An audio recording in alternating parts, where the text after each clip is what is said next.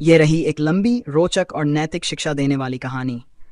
एक ऐसी कथा जो रोमांच, भावना और गहरे संदेश से भरी है। कहानी का शीर्षक अरण्य का न्याय। बहुत समय पहले की बात है।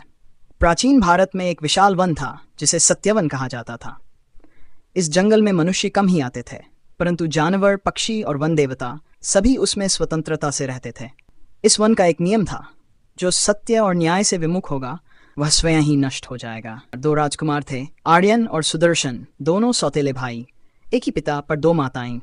बचपन में दोनों में प्रेम था, पर जैसे जैसे बड़े हुए सत्ता, लोभ और ईर्ष्या उनके बीच दीवार बन गई। राजा वृद्ध हो चला था और सिंहासन का उत्तराधिकारी तय करना कठिन हो गया।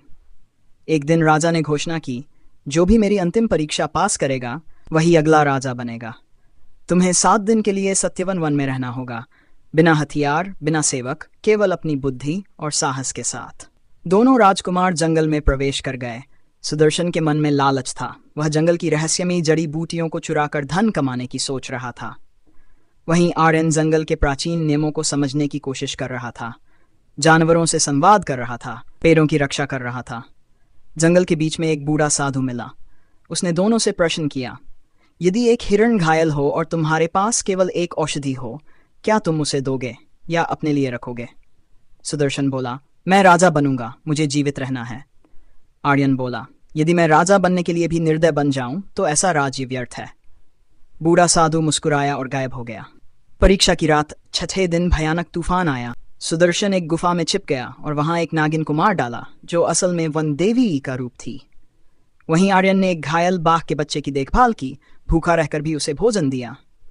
7वें दिन जब दोनों लौटे तो राजा ने देखा कि सुदर्शन के चेहरे पर घमंड था और आर्यन के चेहरे पर संतोष। राजा ने पूछा, क्या तुमने सत्य और करुणा को चुना? तभी आकाश से वह बूढ़ा साधु प्रकट हुआ। असल में वह वन देवता थे। उन्होंने कहा, राजा वही होता है जो प्रजा को अपना परिवार समझे। सुदर्शन ने अहंकार और हिंसा चुनी, जबकि आर्यन ने दया, सहानुभूति और निस्वार्थ सेवा को। सत्यवन वन ने अपना न्याय सुना दिया है। सुदर्शन अंधे हो गया, वन की शक्ति ने उसे दंडित किया। आर्यन को राजा घोषित कर दिया गया। सच्चा नेता वही होता है जो शक्ति से नहीं, सेवा से जीतता है। जंगल की तरह जीवन भी न्याय करता है, देर से पर अवश्य।